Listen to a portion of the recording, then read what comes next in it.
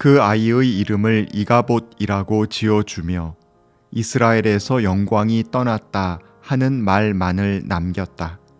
하나님의 궤를 빼앗긴 데다가 시아버지도 죽고 남편도 죽었기 때문이었다.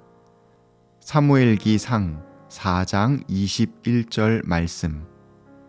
사무엘기상 4장에는 이스라엘과 블레셋이 싸우는 전투 이야기가 2번 나옵니다. 첫 번째 전투에서 이스라엘은 크게 패했습니다. 4,000명이 들판에서 죽었습니다. 이스라엘 장로들은 패배의 원인을 생각해 봅니다. 도대체 왜 우리는 패했을까? 그들은 자기들끼리 의논하여 결론을 맺습니다. 하나님의 언약궤가 전투 현장에 없었기 때문이라고요. 언약궤가 있었다면 하나님께서 적들의 손에서 그들을 구해 주셨을 것이라고 생각합니다. 그들은 실로에서 하나님의 궤를 가져오기로 합니다. 엘리의 두 아들인 제사장 홈니와 비느하스와 사람들이 하나님의 언약궤를 가지고 전장으로 갑니다. 이스라엘 군사들은 땅이 진동할 정도로 크게 환호성을 질렀습니다. 사기가 높아졌고 승리를 기대하는 마음 또한 커졌습니다. 반면 블레셋 군대는 상대편의 함성 소리에 놀랐습니다. 그들 역시 하나님의 궤가 이스라엘 진영에 들어왔다는 것을 알게 되었습니다. 블레셋은 심히 두려웠습니다. 하지만 그러니 더더욱 용기를 내자고 결사항전을 하자고 외쳤습니다. 그리고 두 번째 전투가 있었고 블레셋이 아주 큰 승리를 거두었습니다. 이스라엘 군사는 무려 3만 명이나 죽었습니다. 그뿐이 아니었습니다. 하나님의 궤를 빼앗겼습니다. 엘리의 두 아들 홈니와 비느하스도 전사했습니다. 실로에서 엘리는 마음속으로 하나님의 궤를 걱정하며 소식을 기다리고 있었습니다. 엘리는 이스라엘의 제사장이자 사사로서 하나님의 궤, 즉 하나님께서 그들과 함께 하심의 중요성을 잘 알고 있었습니다. 그는 그야말로 마음과 뜻과 정성을 다해 야훼 하나님을 사랑하고 섬겨왔었을 것입니다. 그의 삶은 하나님의 궤로 상징되는 하나님의 신실한 임재와 거룩한 능력을 향한 것이었습니다. 마침내 전투에서 가까스로 살아남은 군사 하나가 실로로 왔습니다. 그 군사는 엘리에게 전투의 결과를 알렸습니다. 이스라엘이 참패했고 홈니와 비느하스도 죽었고 하나님의 궤도 빼앗겼다고요. 패잔병이 하나님의 궤에 대한 소식을 전하는 순간 엘리는 깜짝 놀라 앉아있던 의자에서 뒤로 넘어졌습니다. 그는 목이 부러져 죽었습니다. 이제 이스라엘에는 하나님의 언약궤가 없어졌습니다. 사사이자 제사장인 엘리도 죽었습니다. 이스라엘 민족은 보호자도 인도자도 없는 한낱 유랑객이 된 셈입니다. 마침 엘리의 며느리, 즉 비느하스의 아내가 해산을 하려던 참이었습니다. 며느리는 하나님의 궤를 빼앗기고 시아버지와 남편까지 죽었다는 소식을 듣고 너무 놀라서 갑자기 진통을 하게 되었습니다. 그녀는 심한 산통 끝에 아들을 낳았습니다. 그녀는 하나님의 궤가 빼앗겼으니 하나님의 영광이 이스라엘에서 떠난 것임을 알았고 갓 태어난 아이의 이름도 영광이 떠났다라는 의미로 이가봇이라 지었습니다. 그녀야말로 이스라엘이 처한 현실을 명확하게 보고 있었던 것입니다.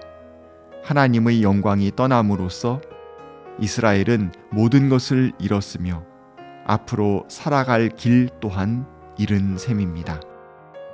우리는 이 끔찍한 전투 이야기에서 참담한 느낌을 받습니다. 전투가 2번이나 있었다는 이야기는 어쩌면 이스라엘에게 또 한 번의 기회가 주어졌었다는 의미일 수도 있습니다. 첫 전투에서 패배한 이후 이스라엘의 장로들은 제대로 패배의 원인을 찾아 나서야 했었습니다.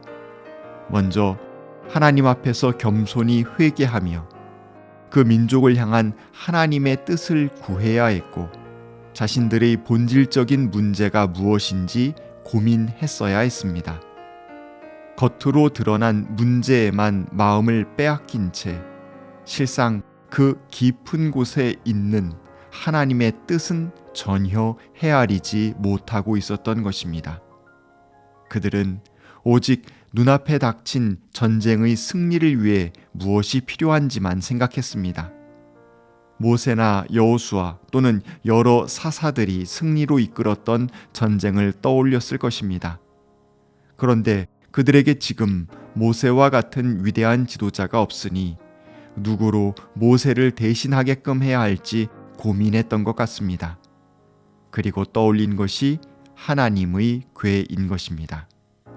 하나님의 궤가 전투 현장 한가운데 있다면 그 힘을 발휘할 것이라고 여겼습니다. 그들은 하나님의 은총을 자신의 이익과 성취를 위한 수단으로 삼고 대상화했습니다. 하나님을 취득하고 부려야 할 것으로 여긴 것입니다. 그들은 지금까지의 모든 승리가 하나님께로부터 나왔다는 것을 제대로 새기지 못하고 있었습니다.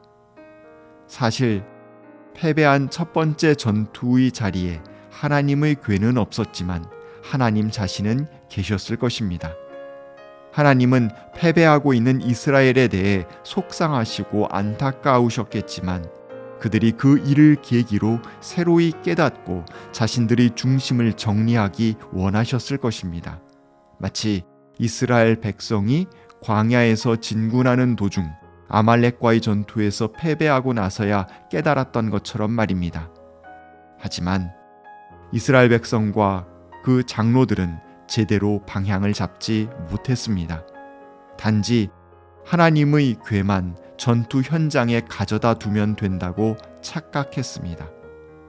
그래서 두 번째 전투에서 하나님의 임재의 상징인 하나님의 언약궤는 함께 있었지만 하나님께서는 그들에게 승리를 허락하시지 않았습니다.